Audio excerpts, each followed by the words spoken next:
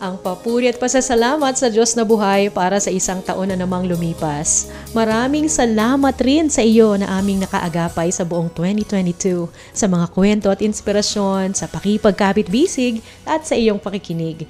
Maraming salamat rin po sa walang sawang pinansyal na suporta at syempre patuloy na pananalangin sa inyong himpilang 702 DZAS.